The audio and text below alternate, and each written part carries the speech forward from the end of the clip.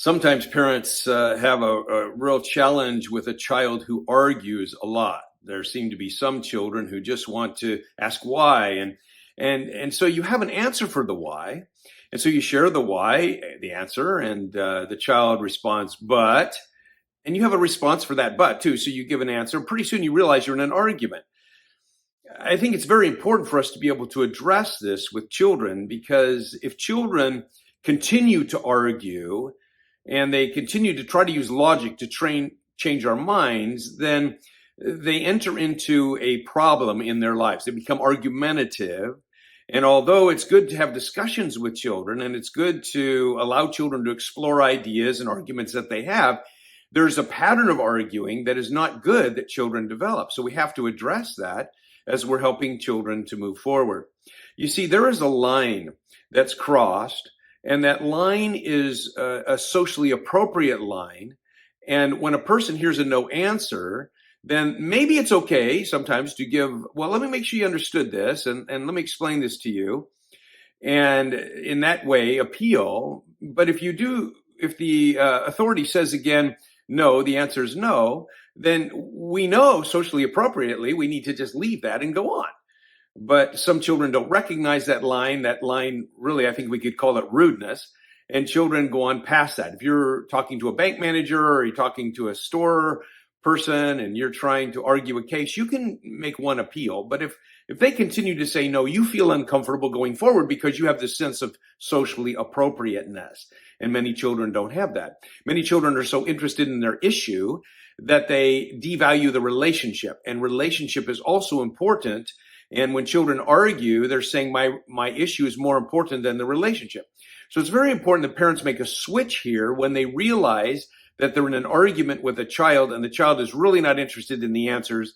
The child is just interested in trying to persuade in a way that goes past what is socially appropriate.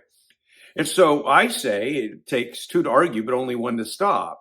And that means that the parent can stop the argument. I find that many parents just engage in the argument back and forth with the child, and they really need to stop the argument by saying, I'm not going to talk to you about this right now. I've already answered your question, or something along that line.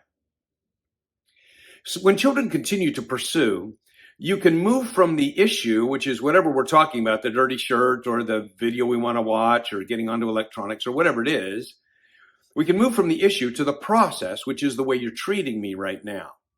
You see, when we move from the issue to the process, then children learn more how to see what they're doing in the relationship department. You can say, what you're doing is you're not valuing the relationship. I've already said no, and I feel like you're attacking me here. And when we do that, we're drawing attention to the relationship.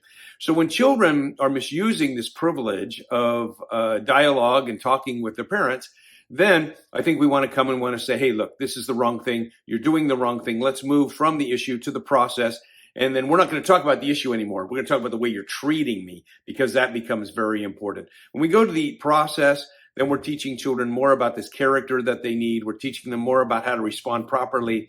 And we're saying, I'm not going to get involved in this particular discussion. One dad said, my daughter keeps saying why all the time. Why? And I'm going crazy with the why. I don't think she wants to know why. She just wants to keep talking.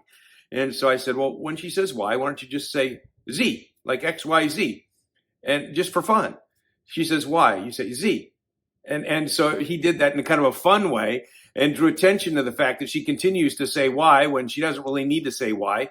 And he's just getting frustrated by it. Remember, it takes two to argue and only one to stop. I think that's why in 2 Timothy 2:23, it says, don't have anything to do with foolish and stupid arguments, because they produce quarrels. Good advice for not only a young pastor like Timothy, but also for us as parents as we're working with our children.